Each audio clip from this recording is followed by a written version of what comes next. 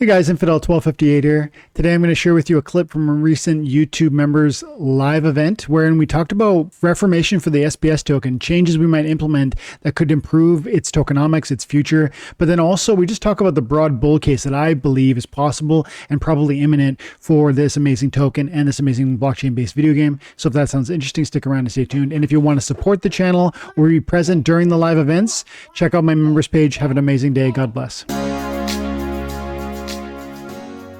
The captain says, I think we got to cut SPS by 50% with using dollars. It doesn't matter how many coins there are. We can use fractional coins like so many other coins out there. Yep. Because of its divisibility, it doesn't matter. We don't need billions of tokens or millions even. You're right. And yet, the ones who would have to really support something like that, to get a wide basis of support for something like that, you'd have to really define your terms. Are we talking about deleting half of all SPS that exists? Are we talking about stopping the production of SPS where it is? Or some combination of? There's many, many ways that we could go about changing how SPS is being created or not created or issued. The change might be instant or gradual. And they would each have certain different appeals to different audiences, right? There's different people who would say, you know, it'd be great to just stop producing right now. I think those people would be ones that are not playing the game and are looking for a shorter term response or spike in their price points. Because I'm trying to put myself in that mindset. Why would I want new SPS to just end? Because I already have a bag. And rather than the whatever 7 or 10% or whatever APR you get nowadays, in that long-term play, I'd rather just have my immediate payout of knowing that there's no more going to be that are going to be created, and therefore the existing SPS is, you know, significantly rare.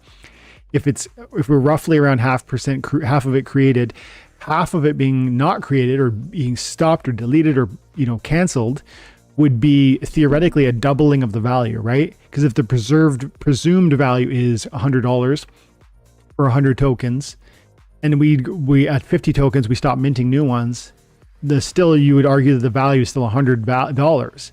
So now it's $2 a token, not $1 a token. And I think that's interesting for people who are looking for that shorter term response. That would be how I would, you know, imagine sort of the usefulness of that approach. I'm not casting judgment on that approach. I'm just saying, I think that's the best way to imagine why one would want to do that. And we should all, as SPS holders, love the idea of doubling the value of SPS. But you have to weigh that against, some people are more positioned to benefit in the current setting than they would be in that new proposed setting. Understanding those two audiences, those who will benefit more significantly if we stop versus more significantly if we continue, would be the only way such a proposal could ever, because you'd have to appeal to both audiences in the best way possible. It's like politics, man. So I think it would be cool to me if we somehow minimized or shortened the amount of SPS being created. There would be all kinds of incidental considerations that would have to be thought through. How are we going to continue to pay validator nodes, which are supposed to launch at the end of this year and become more integral to the game and the operation when we're talking about slowing down or stopping the creation of SPS? What would we do with that? Tomorrow's problem, eh? Like, that's the thing. We need something in game that forces players to burn SPS. We can't just sit and hold waiting for the price to go up. Maybe promo cards that are SPS only. Some new format requiring burning. Burn SPS for glint. I think they talked about this in a recent town hall. Matt didn't like the idea of being able to just burn your SPS bag for glint, because he wanted the Soulbound rewards to not be purchasable in some sense like that. But he also said he would be open to the idea that you could perhaps change your payout proportion. So like every win you get, you know, let's say you get 5 SPS. Well, you could say I want half SPS and half of it paid in glint. And I don't know what the number of glint would translate to, but he seemed open to that idea. That was a recent town hall. I can't remember when that happened, or when he said that. And so I don't think there's any plans to implement that change. But I think that would reduce the number of SPS being created, and it would increase the amount of glint being created. Now, I guess one caveat or question on that would be, if I said I don't want SPS but I want glint instead, would I be burning SPS, or would I just be passing it on to the other people who are claiming SPS for their wins?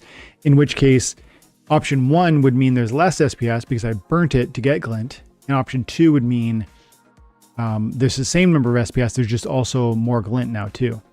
It's in the SPS is in other people's hands, but now there's glint and SPS. I think only option 1 makes sense. You got to somehow burn the SPS in that context. But Matt was really only okay with that for the ongoing creation of new sort of profit. For the wins that you earn today, not for the SPS bag you've bought with money, because that'd be tantamount to buying glint, because you can take fiat currency, buy SPS, turn it into glint. You can buy soulbound rewards, and he doesn't like that. Burn SPS for exclusive skins, cosmetics, titles, just throwing out ideas out there. I think all of that makes sense, and I think we will are we going to see burning for SPS in that way? I think they're going to want to focus on that being glint. Are they going to do what you're suggesting? Are they going to do I don't think so. I think the burn mechanism for SPS is going to boil down to DEC only.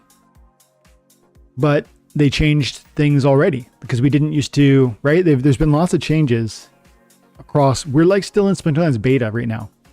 And so lots of changes could come, and I could see them, because SPS, the DAO does oversee essentially the SPS token. And so if we wanted to change something like that, either like Jim is talking about with reducing the creation of SPS or destroying some of the existing or future SPS, like it would be something the DAO could speak into. And so would probably burn mechanisms that you're alluding to, Gathering.